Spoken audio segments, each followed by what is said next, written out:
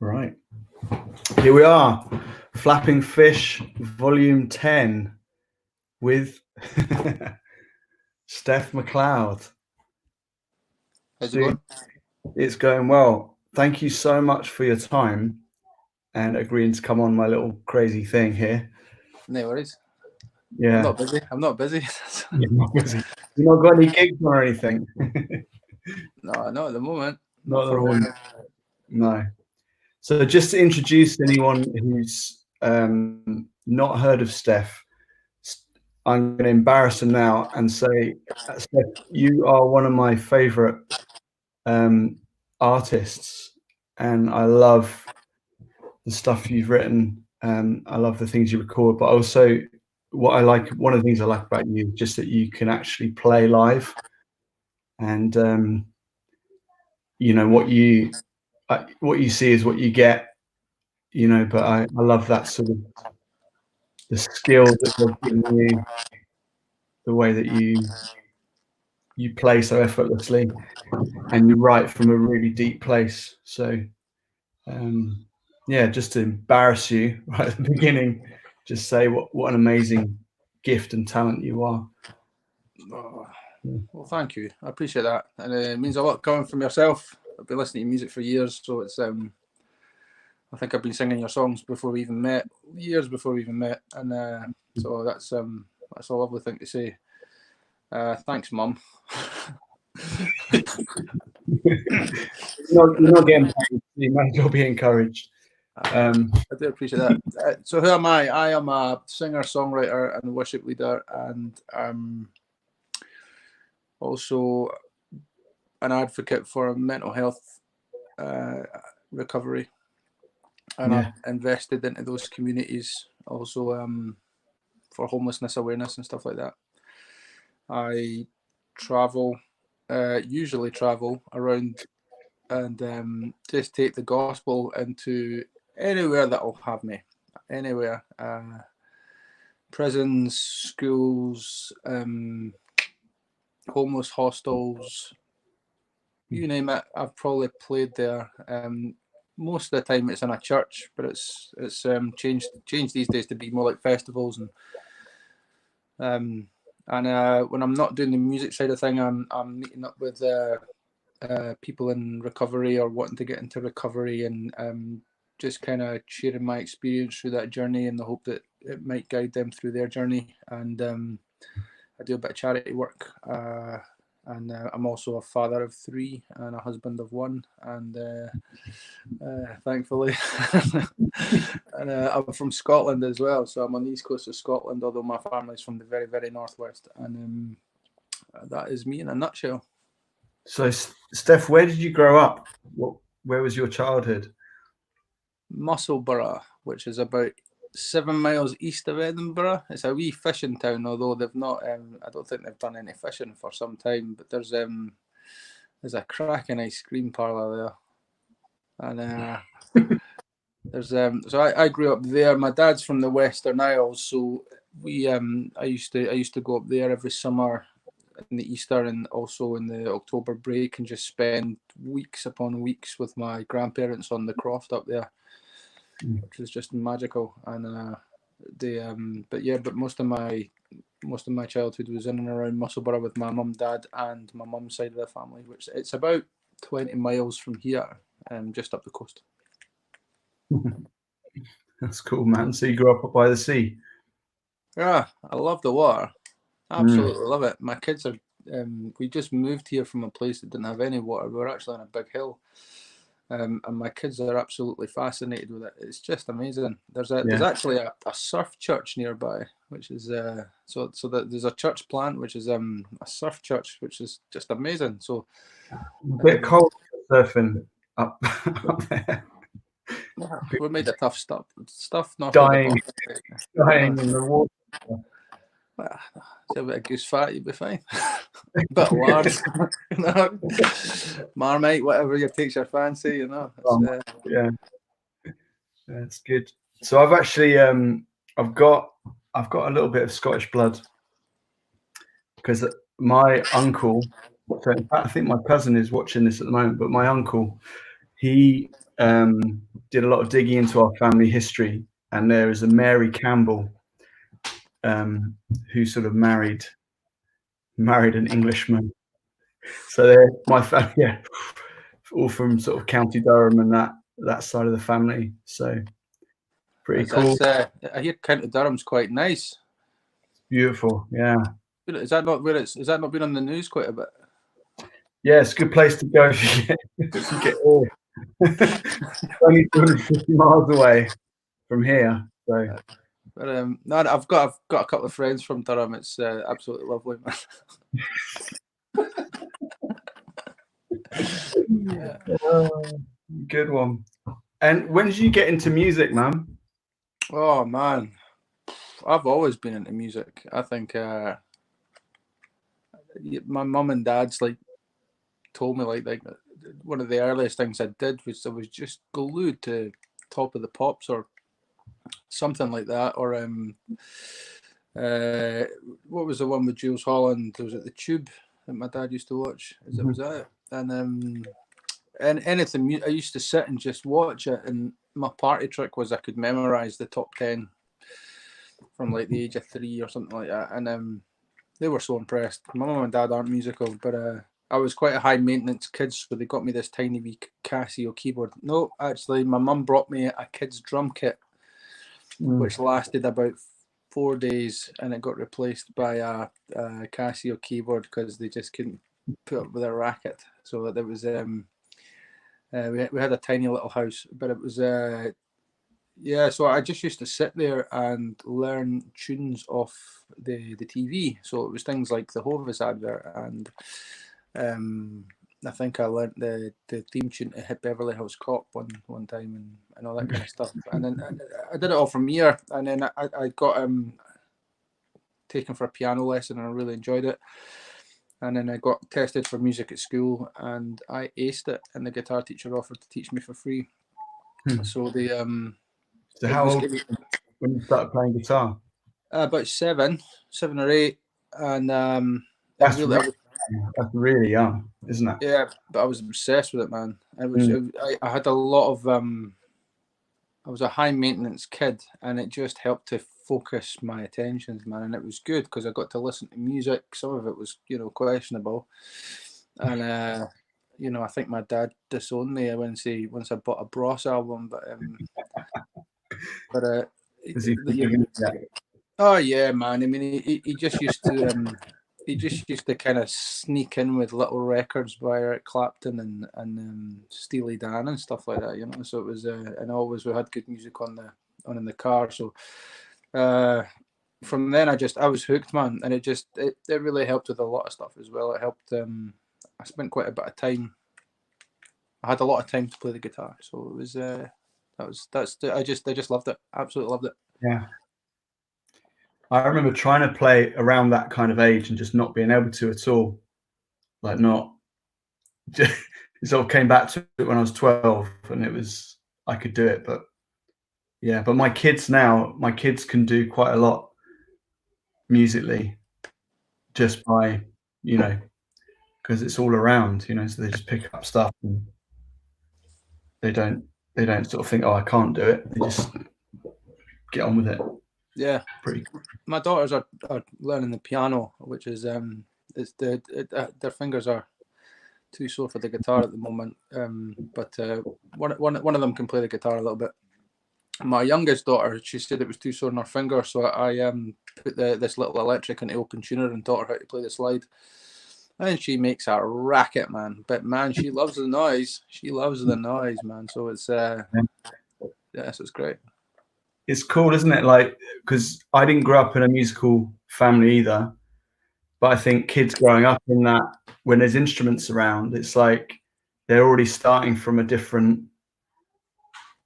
I don't know, there's something about growing up with the instruments around and seeing it all the time, seeing your dad play, seeing where the fingers go and all that. It's kind of, you've already got a big knowledge, without even realizing it. Whereas it was all just completely, I mean, it was looking at my sister playing guitar, which was kind of, that's how I got started.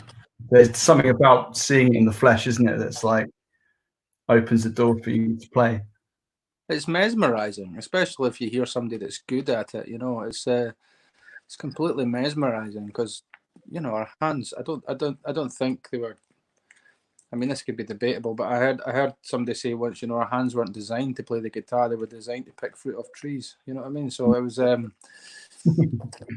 in saying that, you know, when you hear somebody playing a guitar and then you pick it up and it's like, how on earth did they do that? And then you watch somebody do it, it's just completely mesmerizing. And then when you've got the emotional content as well, and you see somebody perform, you listen to something that's got so much soul behind it, it's just incredible. I think that movement and passion and the heart behind something can actually cause something so atmospheric and be transferred into somebody else and make them feel something. And I think that is just truly remarkable. It is. It's weird, isn't it? It's like it's an invisible thing that no one can quantify, but no one really can deny its power. But it's just a bit confounding because there's not really a science behind it that they know. You know, it's spiritual for sure. Oh yeah, I mean they've done some scans on brains and stuff like that, you know, to see what happens when people listen to music, and it just lights up like a Christmas tree, you know. But they don't know why. They don't know why. It's a bit like pain, and you know they don't really understand a lot about pain medically, but they know what can stop it and what can, you know, treat it and stuff like that, and make it slightly different. There's just not enough known about it. But I mean, why bother? I love it. You know? Yeah. It's incredibly healing, isn't it? It's if you think about that, it's actually changing, you know, the frequencies in the brain and doing stuff in the brain. That's actually that's changing things in real life. Do you know what I mean? It's not just. I think like we have got this sort of rational culture a little bit. It's like, you know, everything has to be quantifiable and all that sort of stuff. But to see, you know, if we're thinking about mental health as well, it's like, wow, music is so powerful to bring healing to people, you know, bring healing to their spirits and to actually change stuff in the brain, you know. Yeah. Yeah, it's really cool. It can do like a number of things. It can inspire. It can give people closure. It can bring healing. It can really draw up emotions and trigger stuff that you've forgotten for such a long time, you know, which has been my case, like watching some of the movies that came out when I was a teenager with my kids, you know, and they're just Disney movies. My parents split around about the time The Lion King came out, so we were watching these movies, and I'm getting really emotional listening to these songs, which are brilliant. I understand them more musically now, but I'm just thinking to myself, I don't know if I can get through this, man. And it's like, Elton John, what are you about, man? And but I get it. It's also my granny's got dementia, and but like when you stick on Scottish music, and I've been involved in a few projects like that as well for some of these aging people, when they hear music, there's something about memory because it triggers emotions as well, which is just pardon the phrase, mind blowing, because you just see them come alive, you know. And it's just it also draws in community as well, which I think music is very, very cool for. I love it. Yeah, I do as well. I think like it's a weird time, but I think it's really important for the musicians and artists to do stuff in this time. You know, I think it's such an important thing, and similar to how some of these, you know, NHS and key workers have not really been appreciated, you know? And now it's like not been, you know, they're not being paid, not been appreciated, or they've been smashed, you know, under resourced. So now it's like they're heroes. I think there's something for artists, you know, there's a lot of artists, really talented, gifted people who have been quite hidden. And people are like going out, opening their front door and playing music in the street again. and people aren't going, oh, that's too loud, or that's, you know, you're messing up my Netflix or whatever. But people are being cheered, and it's bringing a healing into the community. And Yeah, it's a really interesting time. But yeah, so go on. It's like a troubadour revolution.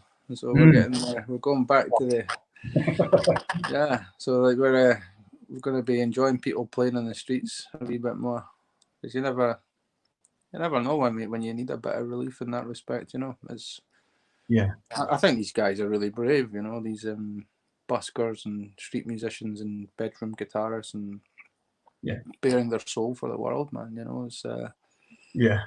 it's not the easiest thing to do. You know, especially when, you know, everyone's a critic. It doesn't matter if you criticize positively or negatively. We all do it, man. You know what I mean? But to just be that vulnerable and bare your soul, regardless of your skill level, is it takes a lot of courage. You know, Yeah. it's I think it's beautiful. Yeah. It's amazing. Like, I think that sort of, yeah. Getting back to you, man. What? Tell us a little bit about your journey into faith, because your stuff's all pretty much faith based, isn't it? It all comes from that. Yeah, Overall. yeah, I think so. I've done some stuff that wouldn't be considered faith based, but it's all testimonial. Mm. And I try and when I write, I try and put my experience into it. I'm not very good at writing about other people's experiences, or if I was going to write like a song about, you know, John Henry, for example, or whatever, you know, I'd have to write about my experience of reading about John Henry or something like that. You know what I mean? So I think Yeah. every time I write, it's got to be testimonial. But I Self-centered. started self-centered, absolutely. Absolutely, I'm number one, mate. You know, but I started writing about me when I was 25 and living in a homeless hostel in Edinburgh, just broken from addiction, alcohol and drugs, and sleeping rough, and which took a while to get there. But yeah, I hadn't done anything musical for a few years at that point, just because addiction had taken over in my life as my main occupation, and which was 24/7. You didn't get paid, you know, but it was a full-time job. And then I ended up in a homeless hostel run by the Bethany Christian Trust, who are a phenomenal homeless charity in Scotland, and they gave me a bed in a hostel and helped me to get dry, and took me through a recovery program, which was very well, it was Christian and very Jesus, and I was just happy to get a bed, man.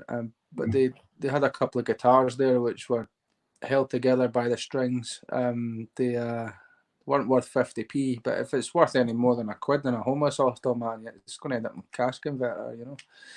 So I did these guitars up, and I started singing for the first time, like, and singing songs about my experiences of homelessness and addiction, and lots of swear words in there. I mean, so the songs are a wee bit shorter these days, and I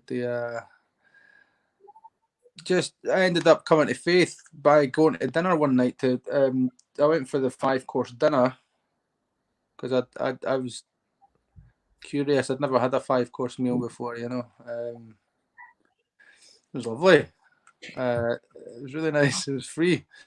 There's always free food at Christian events, man. You know, so it might just be biscuits, but it's magic. It's murder on my way though. But there was a guy got up and gave his testimony, which I'd never heard a testimony. And it was a church minister, a friend of mine, called Cammy McKenzie.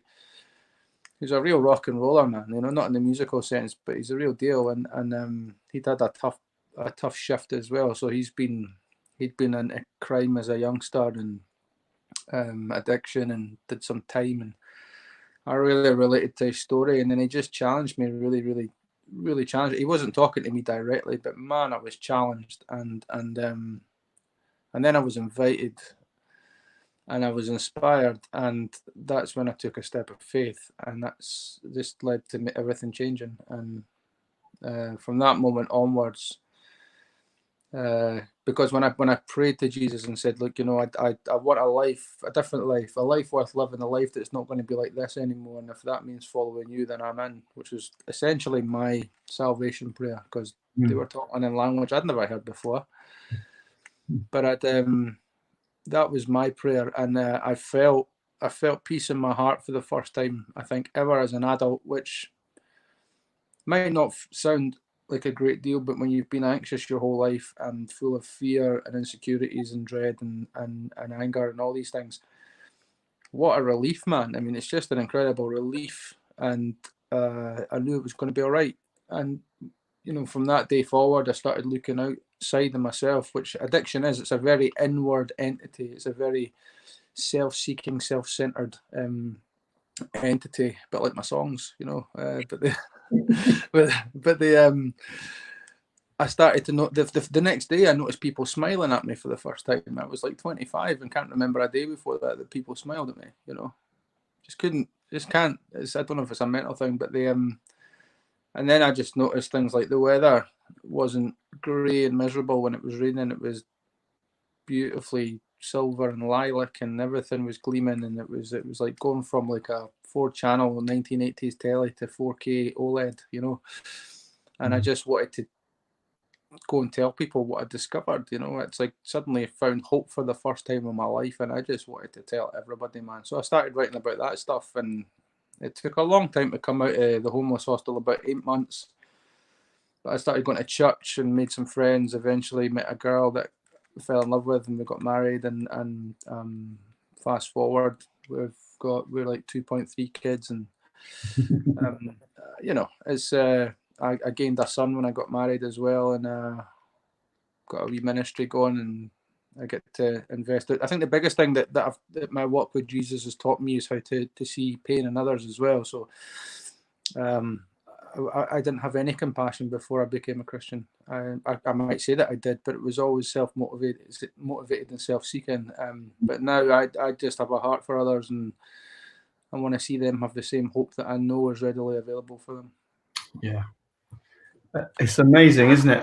I think I was reading a hymn, which was describing that feeling. I mean, I had a very similar moment, I think, when I was filled with the Holy Spirit, and I walked out of this church, and it was like everything was bright, and the sounds and everything was sort of more heightened, And I was reading in a hymn book the other day, and it talks about this, like color becoming more colorful. I can't remember the exact words. I'll have to look it up. But everything seemed more beautiful and alive, and that's an amazing thing. And just as far as like the compassion of Christ, like when you've received, it says in that if you've been forgiven a lot, you love a lot. He's been forgiven much, loves a lot, something like that. And I think that is an incredible, like that's something I've really seen a lot in people, who've really been to the depths. When they find salvation, they burn really bright, and they go full on. Do you know what I mean? Yeah, I do. I mean, I was pretty tame compared to some of the guys I know. I mean, yeah, man. I'm surprised I never got locked up, but they were just on fire, and wonderful to see, hilarious as well. Just completely bonkers in terms of cultural norms, man. You know what I mean? But it was just wonderful. Yeah, I love it. So you didn't sing until that point. You weren't a singer. No, I didn't sing. I think I might have tried to when I was drunk, but I'd never given it any real attention. I was very insecure, man. Just riddled with emotional brokenness and stuff that was stemmed from trauma and all this kind of stuff. Some violent and sexual trauma when I was a teenager, and just so insecure and anxious all the time, and alcohol really helped me to not feel like that, you know what I mean? And alcohol works, man, because it's the greatest emotional painkiller on the planet. And if it didn't, there wouldn't be any addiction, you know. And yeah, unfortunately, you know, when the alcohol stops working, you're drinking, and all the feelings come back, and they're just magnified. So you drink more, and then you just end up in oblivion, and it's just it's a horrible place. So I just I remember being at music college, a really prestigious music college for classical music, and just so nervous all the time, especially during my exams. And my tutor was like, "Why do you shake so hard when you need to do your exams?" I'm like, "I don't know, I just can't control it." And it was because I was just utterly terrified. And all you were doing was going out to play a bit of music and, you know, get an exam result in reality. But I was just terrified. And I think when I was in the homeless hostel as well, I just got past the point in caring. You know, it couldn't get much lower, and I wasn't singing for anybody. I mean, I just still don't sing for anybody. I do it for me, and I do it for God. And a friend of mine, lovely guy called Robin, from my old church, said to me, like, "How can you do that? How can you get up there and sing in front of all those people?" And I'm like, I just don't pay attention to that, man. You know, I just you know, there's worship leading and there's worshiping, you know, and I think when you just kind of find you lead people, you can hear what's going on. It takes a bit of practice, but when you worship, it comes from my heart and it goes to God, you know. I tend to work when I lead worship. I worship God with all that I've got, and people just tend to follow that, you know, or they follow the people that are on the stage, because I think that's a really natural thing. But I said to him, so imagine you're the worst singer in the world, right? Like, worst. I'm talking breaking glass, melting plastic bad, right? And I said, would you rather be that guy that loves singing, or the greatest singer that ever crossed the horizon of the world but never thought they were good enough? Right? I says, I would rather be the worst singer that ever was, but just love to sing. I would sing my heart out and not care. And trust me, I know a few people like that, and I think they're brilliant, you know. And I says, just get up there, and you've got to give yourself permission to fail. You've got to give yourself permission to fail, because it's the greatest teacher, man. You know, there's just gold in there. Next thing I know, he's joined the worship team, and he's up there, and he's giving it laldy, and I'm like, this is amazing. And then suddenly he's like he's helping out with the kids band, and he's being a mentor, and he's getting together and doing music with the people in the congregation from Africa. It was just tremendous, man. Right? And he's not a young chap, well, he's not as young as me anyway, but and I was just like, this is amazing, because he lives with anxiety, and he's just managed to overcome that and thought, I'm not going to do that. I'm going to give it all to God, and I'm going to step out and do it. And it's all right if I mess up, because I can learn from it. And I was just like, yeah. And it was nothing that I learned. This was all stuff that I learned from other people as well. So I'm just passing on the message, man. You know what I mean? So it was truly beautiful. All that, what I was thinking about when I was just sort of an hour ago thinking about this, was how all that kind of stuff, the mental health stuff, the anxiety, or even just being overly anxious or overly self-conscious or whatever it is, it's like it really robs us. It's a real thief, you know, to just us living that full life where we, you know, we get to share just the gifts that we've been given, you know. And I think especially with Christian music sometimes, or worship leading, or whatever it is, you know, basically singing at the front of church, there's a sort of pressure maybe to not give your all, you know, to not stand out, to not I guess it comes from that thing of don't take glory from God, you know. There's a subtle thing, maybe more, I don't know if that's in the Scottish culture, but it's definitely I've seen it around the English one.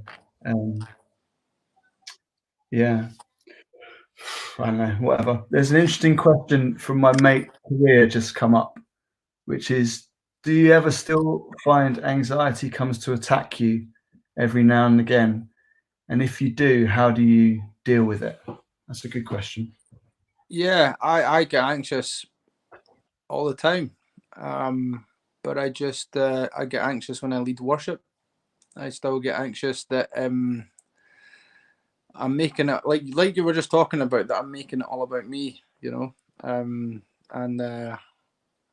think everything you were saying is bang on the money. But how do I deal with it? I think you've got to challenge the thinking. You've got to challenge it, because there's nothing wrong with fear. Fear is a natural emotion. It stops you getting hit by traffic. You know what I mean? It's basically your mind's way of saying something's going to happen. You need to get out of the way. You know what I mean? Anxiety, for me, tends to be completely illogical, because it's about stuff that hasn't actually happened, or it's. I tend to find I'm more anxious if I'm thinking about stuff in the future, and depressed if I'm still stuck with my head in the past, and I tend not to be very present at the time. So I've learned to become aware of that. So the first step is being aware, okay, I'm anxious, because if you're not aware of it, you're just going to get driven by these emotions. The first time is just to become aware of that. The second thing to do is to challenge the thinking, and you can challenge the thinking not by lying to yourself and saying, I'm not anxious, when you are, because that's not very honest. Challenge the thinking and say, right, so what evidence is there to suggest that things are going to turn out like that, next week or tomorrow? Well, it might, if I don't prepare, if I don't get in touch with somebody and say that I'm struggling. So communication is key. So taking action is massive. If the feelings in that are becoming overwhelming, there's some grounding techniques that I do. The 5, 4, 3, 2, 1, which you can Google, is a grounding technique, which is great. My daughter uses that as well. And other things like contemplative prayer or meditation, which isn't exclusively Buddhist or anything. Meditation's been a part of the Christian faith for a very, very long time.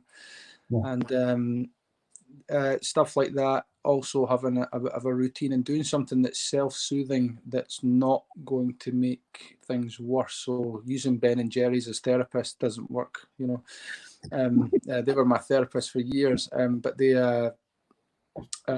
doing something that's self-soothing, like having a bath or going for a walk, or I went for a run today and I felt amazing. It just wasn't a long one.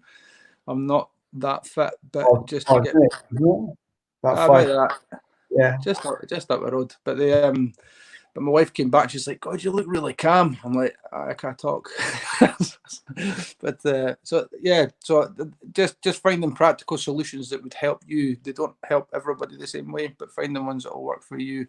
Yeah. Get enough sleep, massive. Get enough sleep. Make sure you're hydrated. So yeah, is that those simple practical things to take care of, aren't there?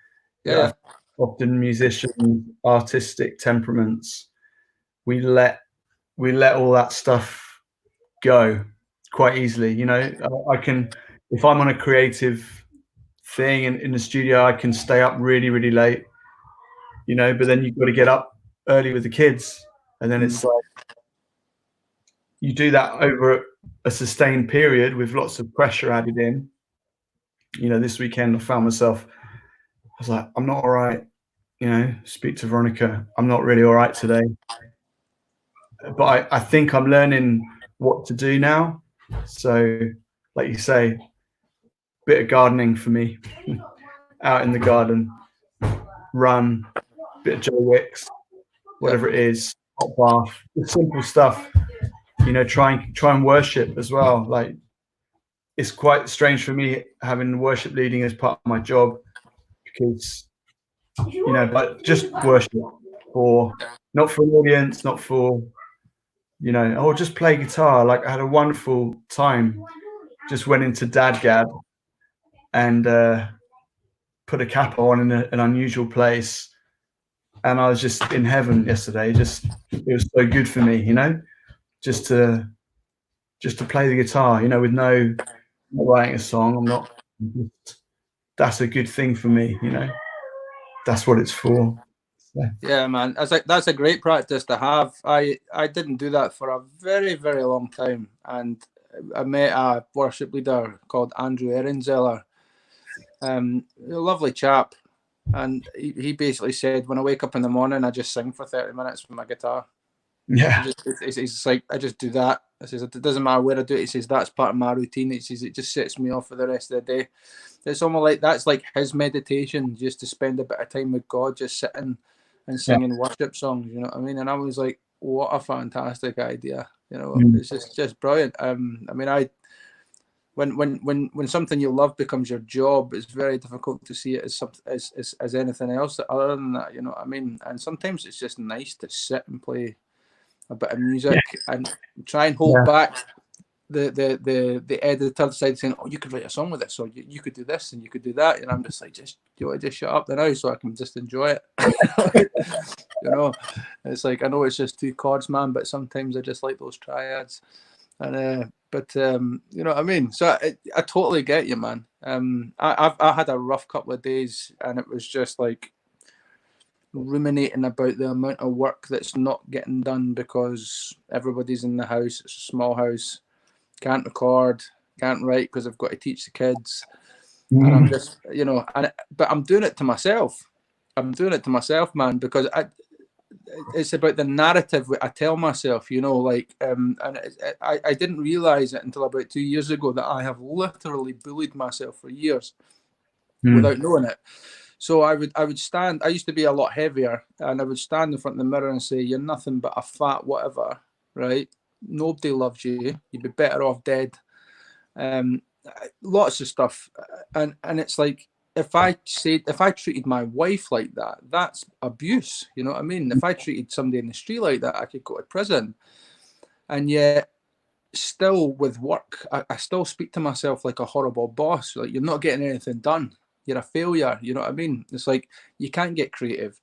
You know, it's this, you're making up excuses, all this kind of stuff. And I'm just putting myself down and down and down. And it's like, what's going on, man? You know what I mean? So it's just about changing the narrative and actually trying to speak to yourself with a bit of compassion. So, like, you know, you look like you lost a bit of weight, mate. On you go. Oh, you're beautiful, man. You know, so I sound really arrogant when I say stuff like that in the mirror, but I'm just trying to encourage myself because I don't believe it. You know, You're a winner. You're a winner. You're a winner. Chicken dinner. And then, you know, but my sponsor said to me, like, imagine you've got a twin who's in the same position as you, that you love dearly, and you're quite grounded, and you want to care for them, and your heart's breaking for them. What would you say to them, and what could you do for them to try and help them out of what they're going through? And he says, that's how you should be treating yourself when you're anxious or you're grieving or feeling any kind of emotional pain, because learning to develop a compassionate relationship towards your pain will help you develop a compassionate relationship towards yourself. And when you can feel a bit more grounded and loving towards yourself, for me, that opened up my relationship with Jesus in unbelievable ways, because I know God loves me, and I know he forgave me, and I know all this stuff that you hear on a weekly basis. But man, I just didn't feel that way about me, right? I hated me. So there was a contradiction there. So I needed to spend some time getting to know Steph Macleod so that I could actually come to Jesus and say, I get it. I get it. And thank you. Thank you for loving me when I couldn't love myself, man. You know? And that was just my journey. Yeah. I love that bit in the Bible where it says, I think it's paraphrased in the Message or something, where it says, I want you to have it all, life, healed and whole. You know, like the idea of Shalom Peaks, like the rule of God going right the way through you, through your thoughts. And I've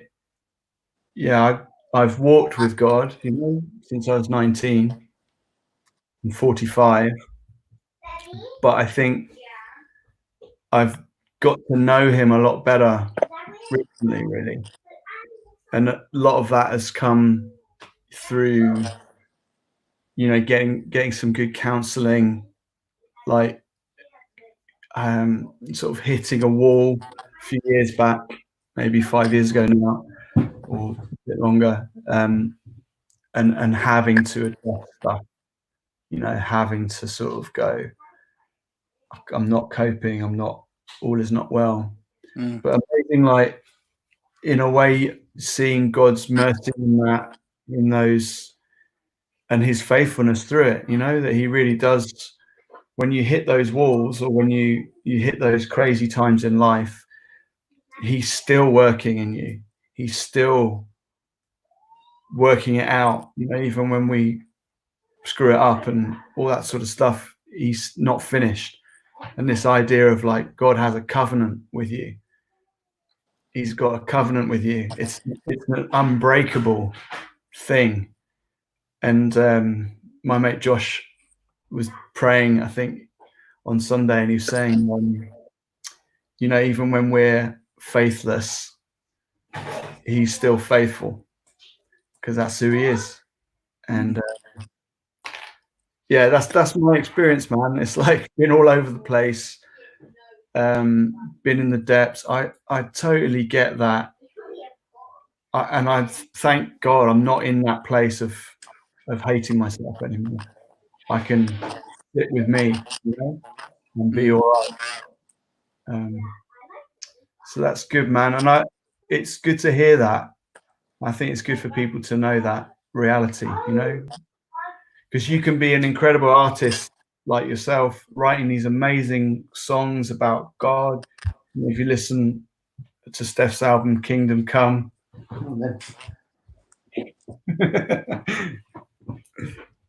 Can you shut the door, sweetie? Close the door. Thanks. If you listen to your album, Kingdom Come, that's an early album, isn't it? It's so powerful and deep and kind of very spiritual, I'd say.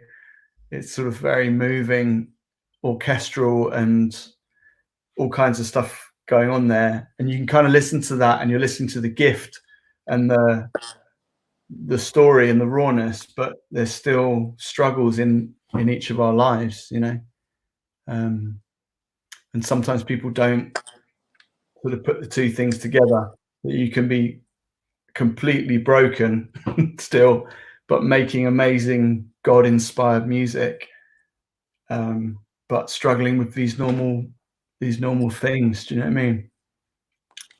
I was not in a good place when I wrote and recorded that at all, man. Not in a good place at all. In fact, it was about a year before I got really sick, and then I had to take some time off for mental health reasons, but like yourself. And yeah, it was just chronic burnout and things that I hadn't opened up about from my past and all that kind of stuff. It just, we're only as sick as our secrets, and Wow. It just absolutely corroded my core and my soul, man. You know what I mean? And never focused on everything was external, or just focusing on the future. Everything was about tomorrow. There was nothing grounded in the day. No such thing as rest. Everything was a distraction. I don't even think I was self-aware for years. I mean, I've got memories of stuff that I was doing, but I just never checked in with myself once and said, how am I doing? How am I feeling? Should I speak to somebody? It was just all dishonesty. Oh, I'm fine. Yeah, totally. Things are great. I'm going to be doing this and I'm going to be doing that. And, but how are you doing right now? And it's like, it was just, I had a couple of close friends who were brave enough to say, you're under a lot of pressure and I'm really worried about you. And I'm like, I'll be fine. I really wasn't, man. And yeah, I'm so grateful for people that are brave enough to tell you that they love you, and tell you the stuff that you really need to hear. So it's I'm very, very grateful for the journey. Also very grateful for the circumstances that have happened. I mean, I wouldn't wish my journey on anybody. Mm-hmm. But my daughter, because I spoke to my friend, my friend Marc, who's the closest thing I've got to a brother, a couple of months back, and I was just kind of unloading after I did 2 years of trauma counselling, and I had a pretty hard session, and my daughter heard me and she came in and she said, "Are you all right, Dad?" And I went, "Yeah." And I says, "Why?" She says, "Do you want a hug?" And I went, "Well, I'd love a hug." and she gave me one. I says, she's like, I thought you might need a hug, because I heard you talking to Mark and you seemed a bit sad. And I said that I had a session today with my therapist, darling, and it was tough. I'm just a bit emotional, you know. And she said, was it about when you were homeless and stuff? And I went, yeah. And she says, and I says, but you know what? I wouldn't change one part of it if it, you know, it meant that I couldn't be your dad, you know. And I would go through it all again just to be here and be with you and giving you a hug, man. Because I'm grateful for the suffering. Romans 5 talks about that, you know, and we rejoice in our sufferings. It's not to say that our sufferings are going to be easy at all, but they will always teach us something. There's no growth inside the comfort zone, as they say, and I would never wish pain on anybody, but it can be used. It can be used to grow, and it certainly, in my case, it's helped me to see compassion and struggles in others, and to help them help themselves as well. So I'm very grateful for that. Yeah. I mean, we have, oh, that's really beautiful, by the way, about your daughter. The whole thing of suffering is such a tough subject, but I think part of the redemption of suffering is in art, and it's one of the beautiful things that we can do, like with our pain. And speaking of kids, Lainey, who just came in there, she's always sung, and she's always sung her emotions. So since she was tiny, she spoke really, really young. We've got film of her speaking. She's about, I don't know, 10 months old or something, and she's got words. You know, she's like talking. We're just like, that really happened. But yeah, videos as well of her going, oh, I'm sad because I can't do this and I want to. And it's like a natural thing for her. She's a bit of an artist, a bit of a creative. But I think what's amazing is when you hear that. I mean, I hear a lot of pain coming out in your music, but that doesn't draw people into pain. It draws pain out of people, and it's like it's almost like we connect with it. It's the music therapy, isn't it? It's that your empathy. Oh, this guy understands me. This guy has been through something. He knows how I feel, and I've been thinking about this thing. If we want to be known, especially as performers, man, like I'm a proper performer. Do you know what I mean? Like I love it. I love being in front of people. I love the attention, and some people it terrifies them. For me, it's like I don't feel right unless it lifts me, you know? Oh yeah. It's part of how I'm made, but it's probably just like I'm a bit needy. So even like the other day we were down, there's a little street party going on up here. People were social distancing, but kind of having a great time. And my friend Chris was out playing, and they were like, "Oh, you play, get Mark to play a couple of songs." And I played a couple of songs, and I was just like, I feel alive. I came home where I was like, you look a bit better, you know. It's sad. It's a sad thing. It's like, but so part of me, really wants that approval and just to be known. It's like it's filling some kind of weird need. But I think similar to the addiction, it's never that's not gonna do it long term. And you see, I mean, the two things go hand in hand, don't they? When people's popularity starts to wane, and it's not enough, that's when the substance abuses kick in and whatever it is. So we're just complex creatures. because we're so sensitive, and we live in a world that doesn't wants what we have, but doesn't really appreciate the sensitivities, especially now, with the social media and all that kind of stuff. Well, it's mental. I mean, I think there's a desire in everybody for connection. You know what I mean? In some way, there's a desire for connection. And every form of connection that I've encountered that's not centered in Christ is, fleet. It's like a breath in the wind, man. You know, I mean, it's these things can come and go. Sometimes it lasts a bit longer than others. But like, only the love of Christ is eternal in that respect. Yeah. It's a force to be reckoned with. You know what I mean? It really is. And I want to teach my kids about that stuff. And it's an unbreakable bond, like you said. And there is this deep desire for connection, but it's also like in our culture that it's also taken to bits. So like, I mean, I wouldn't thank you for fame, I mean, infamy is bad enough, It's like, but it's I couldn't deal with that, It's like you just are who you are, and if you fit into our mold, we'll love you. But trends change. So does that mean you're going to fall out of grace unless you change with us and stuff like that? Mm-hmm. It's just, there's nothing authentic about it at all. That's why I love the Bible, and I love Jesus, and I love reading all of it, man, because it's, it is what it says it is.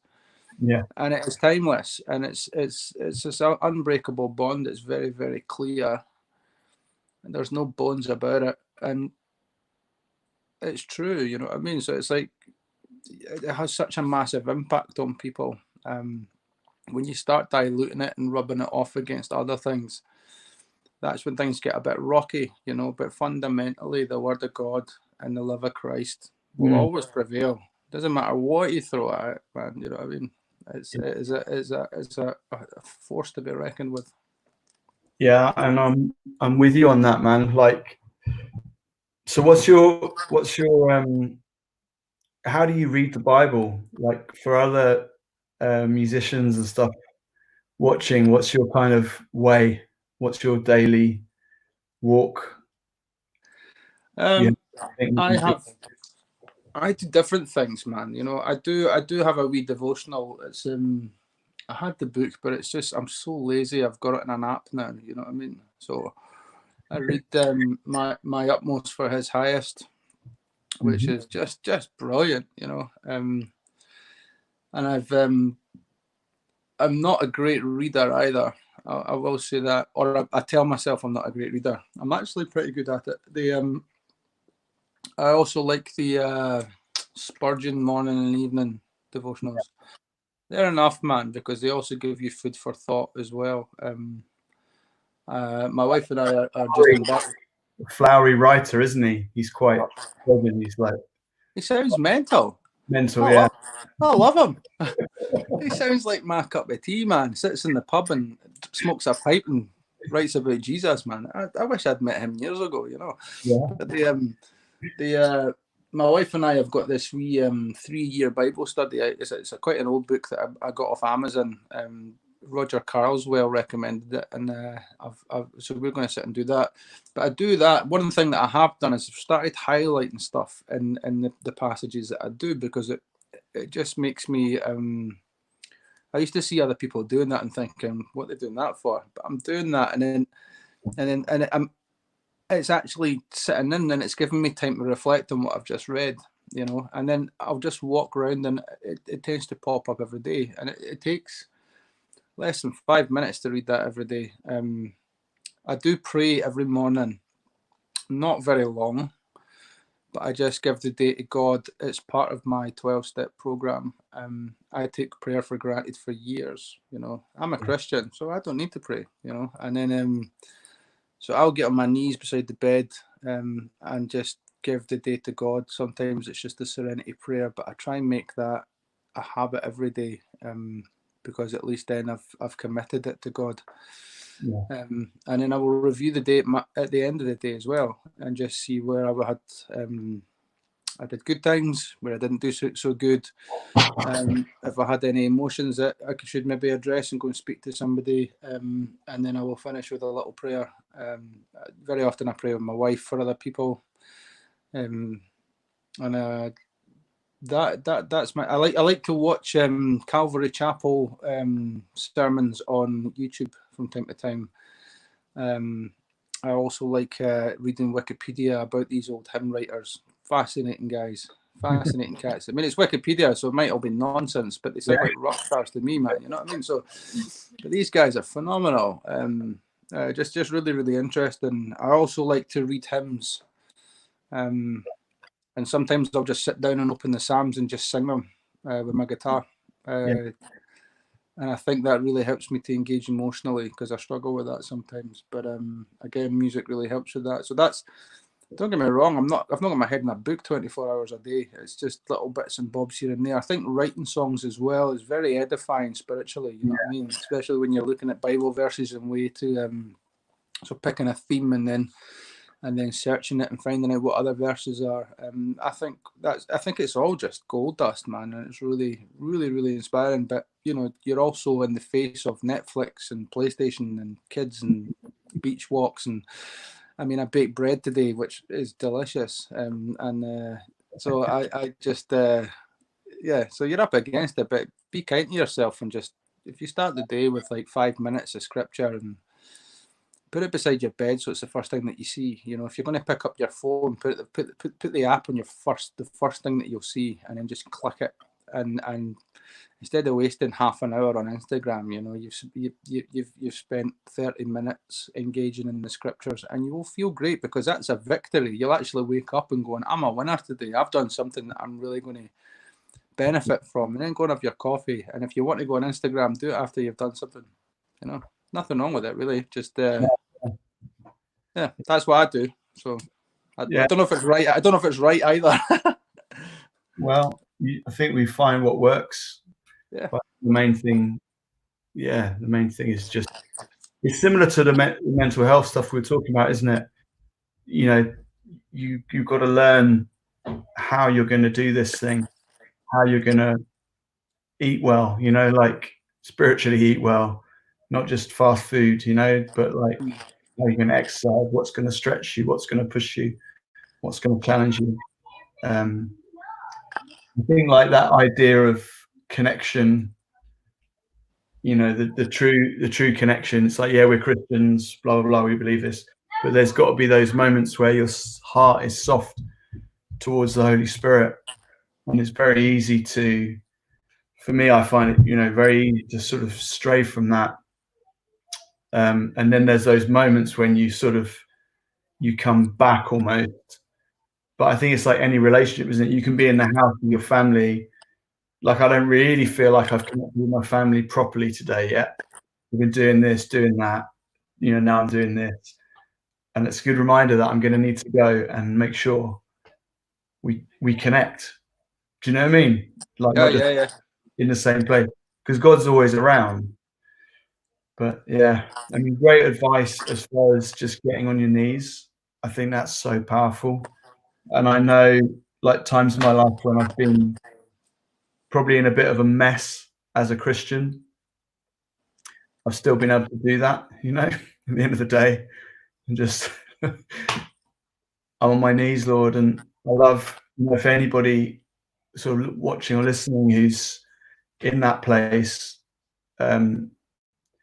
you don't, I think the wonderful thing is, that's coming across to me, is that we don't have to get ourselves together to come to Jesus, you know, we really don't.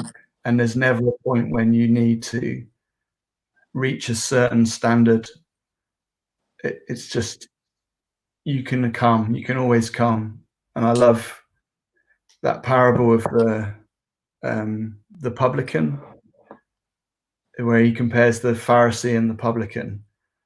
And he says, well, you come in and you say, thank you, God, I'm not a Gentile. Thank you, I'm not a woman. Thank you, I'm not this. Thank you, I'm not that. This guy comes in and he says, God, I'm a sinner, have mercy on me. And then he goes back to pulling pints or whatever he's doing. His life didn't change at all. He just kind of, and he said one of them went away justified. And it's a weird thing. It's a weird thing, but I love it. It's very offensive to the religious sort of mindset. The thing about like praying on your knees, man, like, the thought of doing that, would have horrified me, not so long ago. But it was actually it's actually encouraged in recovery circles, because there's such a lack of humility within addiction. There's a lot of humiliation, but there's a real lack of humility. And it was actually when I was going through my struggles about 5 years ago, it was a guy who's an atheist that got me praying again, because I hadn't spent any time with God at all. And when I first met him, he was reading like the basic text for Alcoholics Anonymous, and he was like, this is indoctrination, because like the word God's in 7 of the steps, and it's just through the whole book. And if there's a really cool YouTube video or a meme, if you take all the pages out that have the word God in it, like you've got like a couple of sheets of paper. The book's that thick. And one day, about 6 months later, we were walking in Edinburgh, and he went, oh man, I forgot to pray this morning. And I looked at him and I went, you pray? And he went, yeah, man. Oh yeah. I was like, what? And he just went, my sponsor told me I needed to pray. And he said, I'd have drank out a toilet if it had kept me sober when I walked in the door. And he says, but my sponsor just says, get on your knees and pray. He says, I don't know what I'm praying to. I don't believe in it, but I'm just doing what I'm supposed to. I says, I'm just, because I want to be sober. So I've got faith that if I pray, I'll stay sober. And I went, that's humility right there for you. So I just slip onto my knees as I'm just about to stand up. I'll just roll over and get on my knees, spend a couple of minutes, because I usually my first thought was, you look like an idiot, right? There's a wee voice in the head going, you look like an idiot, son, right? And I'm like, I don't care. And then I'll just start praying to God. And see, after the first couple of words that come out, I'm actually like, I'm quite comfortable doing this. And then it'll actually go on for a bit longer than I realised. And that's a wee victory. That's a wee victory that I've got there. So then I'll go and get my coffee, and I will automatically feel better. You know what I mean? So I don't think that I would never profess to being humble or anything like that, but you know what I mean. It's I've been taught more about humility from my friends who've been through so much humiliation than I could ever have imagined learning by myself, man. So they inspired me to get humble and just to get right with God, man. You know what I mean? It's a beautiful thing, but it's that's I just thought I'd clarify that, because I'm not some kind of saintly morning guy. You know what I mean? Camel knee. That's what they call James, apparently, because he spent so much time on his knees. Yeah, humble yourself before God, right? Under Him, and He'll lift you up in due season. And what does God require? Just do right. Act justly, walk humbly with your God. It's not difficult. It's not complex. He's not asking a lot from us. Don't be arrogant. Do you know what I mean? Just simple stuff. Yeah. Hey, we're over our hour by 10 minutes. I could talk to you for years, man. Yeah. Well, we stay in touch anyway, right? Yeah. And I just, keep doing, man. Keep doing what you're doing, and you don't know the effect. You won't see the effect necessarily you're having on people, but you're a blessing, and you have been given some amazing gifts. So keep keep sharing them. You know, keep putting it out there. It's important. It is important. Thank you, brother. I really appreciate that. Thanks for having me. It's been great to hang out. Yeah, it's been good, isn't it? You're all right. Well, it's debatable. We're going to do some gigs, don't we? We've been talking about doing some gigs. Aye, man. I think so I'm putting together a wee project now. We've been talking about doing some kind of, I'd really love to do like a blues album, but with like a spiritual album for people that don't go to church, you know, and just smash it, whatever. And I think that would be kind of cool. I've got some stuff on the go there now that would love to get you on to play a bit of slide or whatever and sing a tune too. Yeah. It's just circumstances. I know we message and they keep saying, let's do this, let's do that. And I'm like, I really want to. But then it's like, Dad. And I'm like, right. And then 50 folk.